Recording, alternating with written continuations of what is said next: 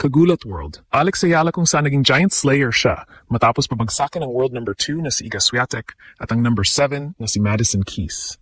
Ang bangis na ipinakita ni Alex sa kaniyang magical run sa Miami Open ay muli niyang kailangang ilabas upang mapatahimik ang Russian sensation.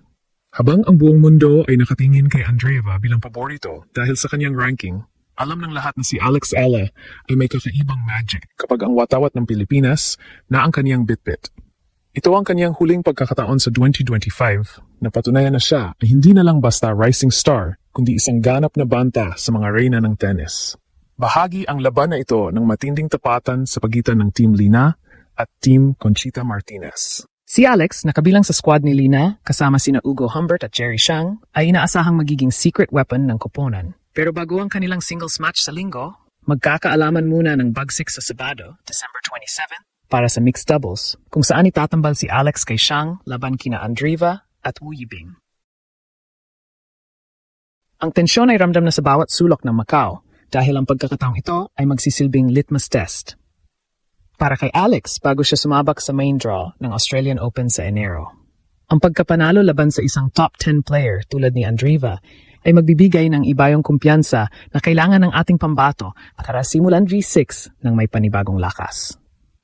Ang gulat ng mundo ay hindi lang dahil sa husay ng dalawang manlalaro, kundi sa katotohanang ang dalawang dating magkabata sa court ay maghaharap na ngayon bilang mga dambuhala ng Pro Tour. Habang papalapit ang December 28th, lalong nagiging mainit ang mga usapan sa sports circles kung magagawa bang muling pinaluhod ni Alex ang Russian star. Handa na ba si Alex Ayala na selyuhan ang kanyang pinakamatagumpay na taon sa pamamagitan ng pagpapabagsak sa isa pang higante? Ang sagot ay malalaman natin sa loob ng Macau Forum kung saan ang bawat palo at bawat hiyaw ng ating Pinay Pride ay siguradong magpapatindig ng balahibo sa bawat Pilipino. Ang Macau ay handa na, ang mundo ay naghihintay na, at ang ating pambato ay sadyang hindi magpapahuli sa labanang ito. Ang muling pagtatagpo ni na Alexandra Alex Ayala at Mira Andreeva sa MGM Macau Tennis Masters ay hindi lamang isang simpleng pagtatapos ng taon, kundi isang destiny match na matagal ng inaabangan ng tennis community. Kung babalikan natin ang kasaysayan, ang dalawang ito ay hindi na banyaga sa isa't isa. Noong 2022 US Open Girls Quarterfinals, si Alex ang naging harang sa pangarap ng Russian star na si Andreeva. Sa laro na iyon, ipinamalas ng ating Pinay Pride ang kanyang mental toughness at tactical brilliance upang patalsikin ang Russian sensation, isang panalo na nagbukas ng pinto para sa kaniyang makasaysayang Junior Grand Slam title. Ngayong 2025, muling magkukrus ang kanilang landas. Ngunit sa pagkataong ito, pareho na silang kinatatakutan sa Pro Tour. Si Andreeva ay umakyat na sa world number 9. Habang si Alex naman ay naging giant slayer na nagpabagsak sa mga dambuhala ng sport. Ang laban na ito sa Macau Forum sa darating na December 28 ay punong-puno ng intriga. Maraming eksperto ang nagtatanong. Kaya pa rin ba ni Alex nasabayan ang bilis at lakas ni Andreeva ngayon, na ang Russian ay isa ng ganap na top 10 player? Sa taong ito, si Andreeva ay naging dominante sa WTA 1000 tournaments gaya ng Dubai at Indian Wells. Ngunit hindi dapat maliitin ang momentum ni Alex. Ang 2025 ay tinuturing na golden year para sa kanya matapos niyang sungkitin ang kaniyang kauna-unahang SCA Games gold medal. Isang tagumpay na hindi nagawa ng kahit sinong Pilipina sa loob ng 26 na taon.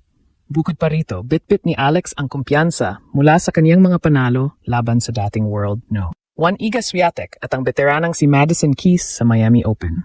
Ang track record ni Alex laban sa mga top seeds ay patunay na hindi siya natatakot sa kahit anong ranking na nakatapat sa kaniyang pangalan. Sa ilalim ng gabay ng kaniyang team captain na si Lina, ang strategy ni Alex ay siguradong nakapokus sa pag-atake sa weak points ni Andreeva na kaniyang natuklasan noong 2022. Bagamat mas bata si Andreeva sa edad na 18, si Alex naman ang may bentahe sa karanasan sa pakipagbakbakan sa iba't ibang surface at sa ilalim ng matinding pressure ng pagdadala ng bandila ng bansa. Ang Macau Masters ay magsisilbing entablado para ipakita ni Alex na ang kaniyang career high ranking na number 50 ay simula pa lamang. Ang singles match nila ni Andreeva ay ang huling pagkakataon ni Alex na magpadala ng mensahe sa buong mundo bago siya tumungo sa Australia para sa kaniyang unang main draw appearance sa Australian Open. Ang tensyon ay lalong tumitindi dahil sa format ng team event. Hindi lang karangalan ni Alex ang nakataya, kundi ang tagumpay ng Team Lina laban sa Team Conchita Martinez. Ang bawat palo ni Alex ay may kasamang pressure na patunayang ang Asian tennis ay kayang makipagsabayan sa lakas ng Europe. Sa bawat segundo ng laban na ito, asahan ang isang Alex Ella na hindi atras. Isang Alex Ella na handang ibuhos ang lahat ng kaniyang lakas upang muling pinaluhod ang isa sa mga pinakamahuhusay sa mundo. Ito na ang huling hirit para sa 2025 at siguradong hindi papayag ang ating Pinay Pride na matapos ang taon ng hindi gumagawa ng ingay na yayanig sa buong mundo. Sa pagpapatuloy ng tensyon dito sa Macau, hindi lang ang singles match ang nagpakulo sa dugo ng mga fans dahil bago ang buhalang tapatan nina Alex Ayala at Mira Andreeva sa Linggo, magkakaalaman muna ng bangis sa Sabado, December 27 para sa mixed doubles. Dito natin makikita ang kakaibang diskarte ng Team Lina, kung saan itatambal ang ating Pinay Pride sa Chinese sensation na si Juncheng Jerry Shang. Ang paghaharap na ito laban sa duo nina Andreeva at Wu Yibing ay tila isang chess match sa loob ng court.